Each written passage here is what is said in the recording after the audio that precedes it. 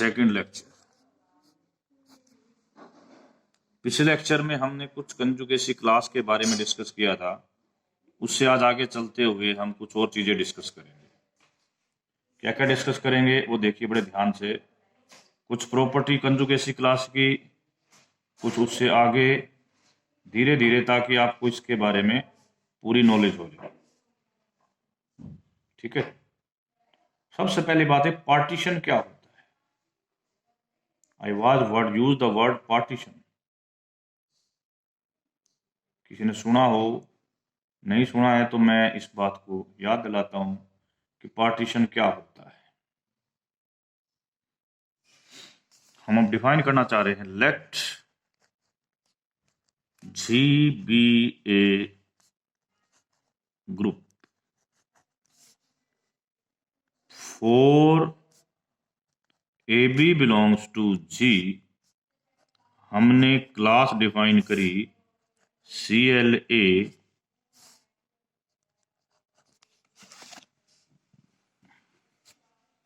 हमने class define करी C L A. कैसे करी थी? X A X for all X belongs to G. अब हमने प्रूव क्या करना है? Prove that these subsets of G partition G। Partition का मतलब क्या है? पार्टीशन प्रूव करना है। इसका मीनिंग है two classes are either identical और फुल्ली डिसजॉइंट। ठीक है, if class A and class B are fully disjoint, nothing to prove. यदि हम कहते हैं कि class A and class B are not phi, तो it means x belongs to class A intersection class B. इसका मतलब x जो है क्लास ए में भी होगा and x class of B में भी होगा। x यदि क्लास ऑफ ए में है तो इसका मतलब there exist c belongs to g such that x is equal to c inverse A C. यदि x क्लास ऑफ b में है तो इसका मतलब there exist d belongs to G such that x is equal to d inverse b d। Okay, अब हमें यहां से पता है कि दोनों x क्या है, सेम है। तो c inverse A c is equal to d inverse b d. Okay okay, अब हम इस c को इधर लाते हैं तो a is equal to c d inverse b d c inverse. इस चीज को हम लिख सकते हैं डी सी इनवर्स का inverse b d c inverse. It means ये चीज किसमें हो गई? This belongs to class of b. ये एक इक्वल था, इसका मतलब ए किस में बिलोंग कर गया? क्लास ऑफ बी में बिलोंग कर गया। ठीक है, ए किस में बिलोंग कर गया? क्लास ऑफ बी में। But we know that A should belongs to class A. हर एलिमेंट अपनी क्लास में जरूर होता है। ठीक है, A should belongs to class of A. कैसे है ये हम पहले बताता हूं मैं। देखो, A is equal to identity A identity. तो ये चीज कहती है कि ए अपनी क्लास में बिलोंग करेगा। यहां जाके क्या दिया? ए किस क्लास में बिलोंग करता है? बी में। तो A class of A is subset of class of B. Similarly अब ये प्रूव कर सकते हो class of B is a subset of class of A. तो जहां से प्रूव हो जाएगा class of A is equal to class of B. Okay, ऐसे बहुत से उदाहरण हैं, बहुत से क्वेश्चंस हैं। जितना करते जाओगे उतना थोड़ा है। हम कुछ एक पॉइंट्स आपको बता रहे हैं, कुछ एक आप करते चाहिए। अब हम अगला जो पॉइंट चल रहे हैं वो है number of conjugates of A. Number of conjugates of A कैसे निकालते हैं? मैं कह रहा हूं let G be a finite group. ठीक है, G be a finite group and let A be an element of G, then show that class of A में जो एलिमेंट है उनकी संख्या होगी index of G and c a. Index का मतलब होता है कि G के कितने कोसेट बढ़ेंगे सी ए की मदद से। This is called index. Correct. और आपने जिन्होंने लैग्रांजियन थ्योरम पढ़ी उसको ये भी पता है कि ये इंडेक्स होता है order of G divide by order of c a. Both चीज आर सेम थिंग्स। अब इसको कैसे प्रूव करेंगे? Proof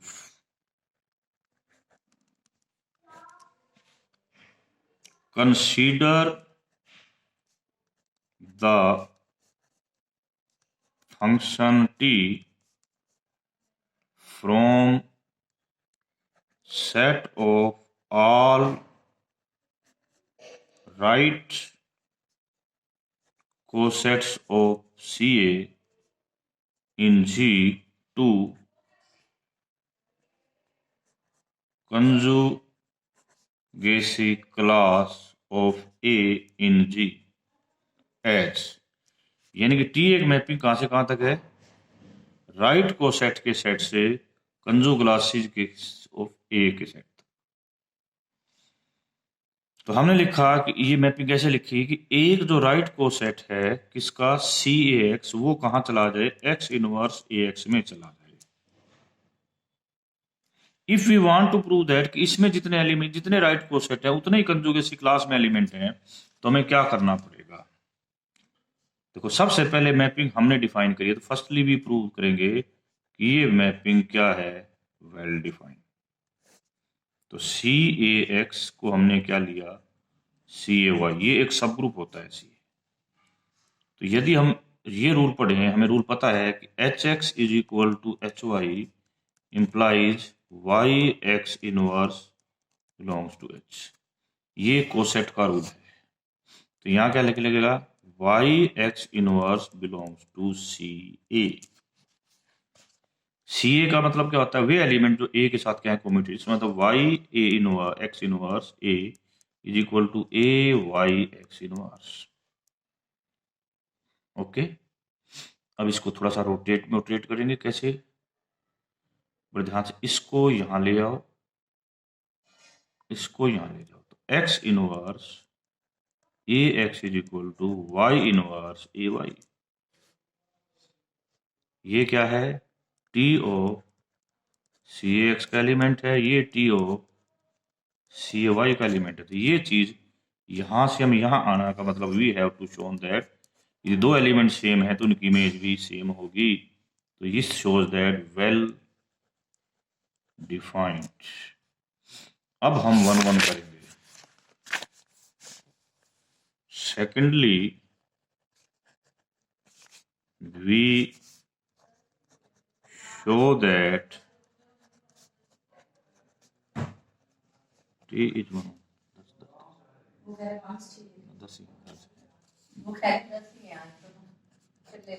T c A x T c A y x A x y a y. ठीक है। अब हम इसको इधर ले जाते हैं, इसको इधर ले जाते हैं। तो A x Y inverse X Y inverse A. This implies that X Y inverse is commutative with A, तो this belongs to C A. और कोसेट का नियम कहता है कि C A x is equal to C A Y.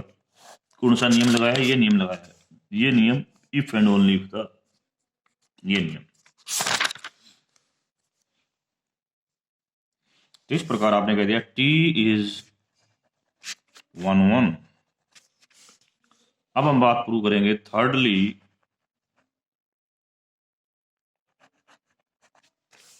We show that T is on 2। आपने mapping right coset के set से कहां ली है? क्लास इक्वेशन के सेट पे ली है। तो let x inverse ax be an arbitrary element from class of A. और हम चाहते क्या हैं? We want to find a right coset CAY such that T of CAY is equal to x inverse AX हो। जबकि इसका उत्तर क्या आएगा? y inverse AX x inverse AX। अभी अभी कहा था मैंने इसको इधर, तो ये y है, और इसको इधर, तो हमारे पास क्या आएगा? AY x inverse y x inverse A। This implies that y x inverse belongs to CA. It means x CAX is equal to CAY। इसका मीनिंग हो गया कि ये दोनों राइट कोसेट भी सेम हैं। ओके, अच्छा जी, राइट कोसेट भी सेम है। हमारा टारगेट क्या था? हमारा टारगेट था कि इसके लिए हमें क्या ढूंढना है? एक राइट कोसेट ढूंढना है। तो ये हमारा जो राइट कोसेट हमें ढूंढना था, वो राइट कोसेट क्या आ गया? CAX आ गया, जिसको रखेंगे तो किस में ट्रांसफर होगा? हाँ जी, ट्रांसफर किस में होगा? x inverse AX। तो हमने एक मैपिंग डिफाइन करी T, कहां से कहां तक? राइट कोसेट के सेट से राइट कोसेट्स किसके? G ओवर CA, जिसकी संख्या इतनी होती है, से कहां तक? क्लास ऑफ ए के एलिमेंट तक। अब इसका मतलब यदि हमने इस मैपिंग को 1 1 और 1 2 प्रूव कर दिया, मतलब इस सेट में जितने एलिमेंट उतने एलिमेंट इस सेट में, इस सेट के एलिमेंट की संख्या इतनी है, तो क्लास ऑफ ए के अंदर एलिमेंट की संख्या भी इतनी हो जाएगी।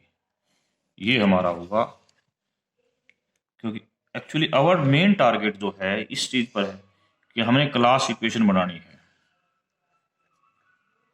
कोरोलरी 1। ये इक्वेशन हमें और क्या बात बताती है? ये इक्वेशन ये बताती है कि ये देखो, ये इसको डिवाइड करता है। यस, तो क्लास ऑफ ए के अंदर जो एलिमेंट संख्या होती है ना, वो इंटीजर होती है। सॉरी, मैं दोबारा कह रहा हूं, ये ग्रुप है CA इज ए सब ग्रुप, और सब ग्रुप का ऑर्डर ग्रुप के ऑर्डर को डिवाइड करता है। इसका मतलब ये आंसर एक इंटीजर है। अब मैं ये भी लिख सकता हूं G बटे क्लास ऑफ ए किसके इक्वल आ जाएगा? इसके इक्वल आ जाएगा। तो इसका मतलब ये भी एक इंटीजर है। इसका मतलब क्लास का ऑर्डर सदा ग्रुप के ऑर्डर को डिवाइड करता है। यदि क्लास के अंदर एलिमेंट की संख्या ग्रुप के अंदर एलिमेंट की संख्या को डिवाइड नहीं करेगी, तो वो क्लास पॉसिबल नहीं है। करेक्ट, ये बहुत अच्छा इंपॉर्टेंट पॉइंट है। कई बार कंपटीशन में पूछ लिया जाता है, बच्चे इसका यूज करके कुछ क्वेश्चन निकाल भी सकते हैं। ठीक है, तो हमें ऐसे ऐसे पॉइंट्स को नोट रखना है, ताकि कभी कोई कंपटीशन में क्वेश्चन पूछा जाए तो हम इसकी मदद से क्वेश्चंस को सोल्व कर सकें।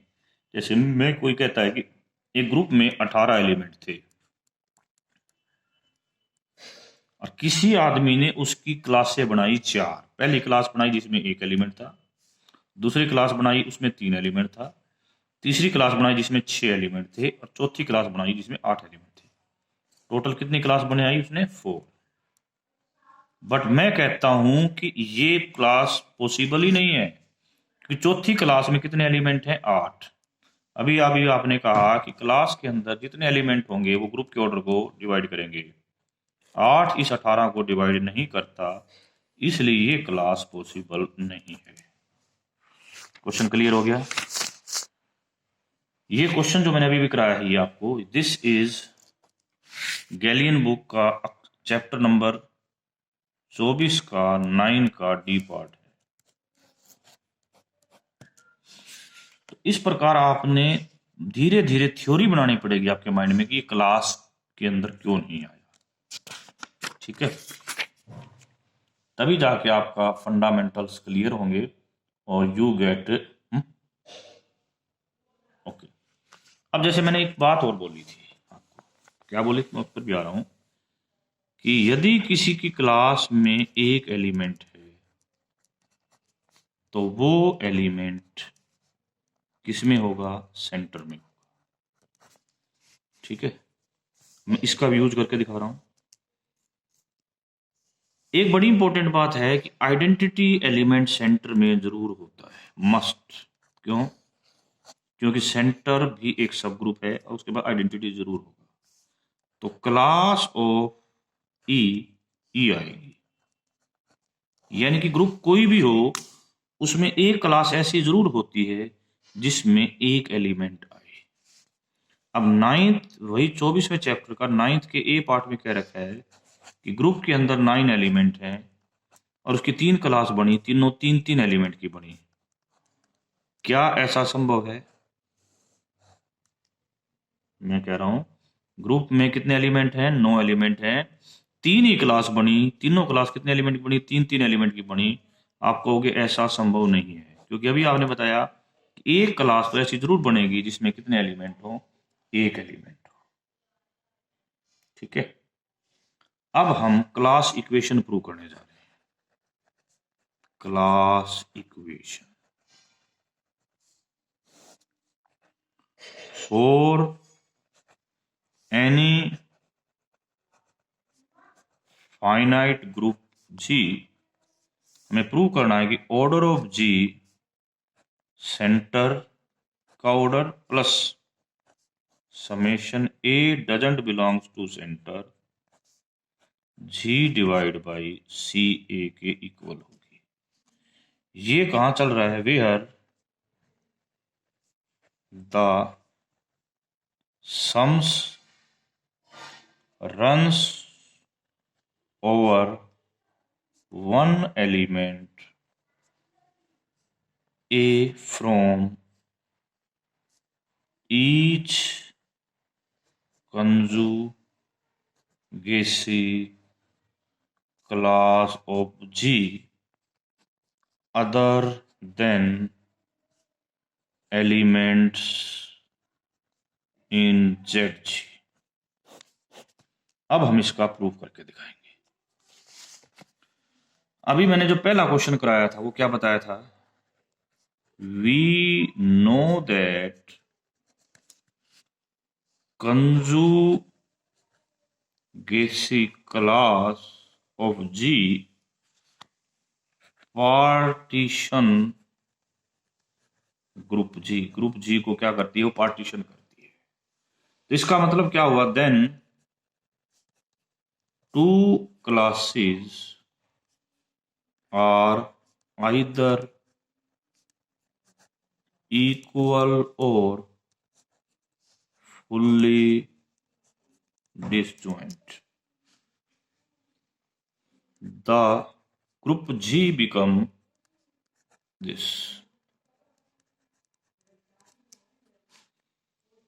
where we take one element from each conjugacy class of G। तो इस प्रकार यदि हम हर क्लास से एक एलिमेंट लें तो जो ऑर्डर ऑफ जी क्या होगा? वो A belongs to G order of class of A हो जाएगा। अब यहाँ समेशन के बारे में लिखना पड़ेगा, where the sums runs over one element from a, one element A from each conjugacy class of G। अभी हमें इसका इफ हमने एक बात और बताई थी, यदि A belongs to G centre of group तो उसकी क्लास में एक ही एलिमेंट होगा। तो इसके हमने दो पार्टीशन कर दिए यहाँ पे, order of G A belongs to centre and A doesn't belongs to centre. But ये कंडीशन चल रही है कि we have taken only one a from each class. अभी बताया यदि ए सेंटर में इसके क्लास में एक एलिमेंट होगा तो इसकी संख्या उतनी ही आएगी जितने सेंटर के अंदर एलिमेंट है। तो order of G is equal to order of centre plus a doesn't belongs to Z G. This runs over one element A from each class. This equation is called class equation of G। इस चीज को हम इसको और detail हम next class में discuss करेंगे।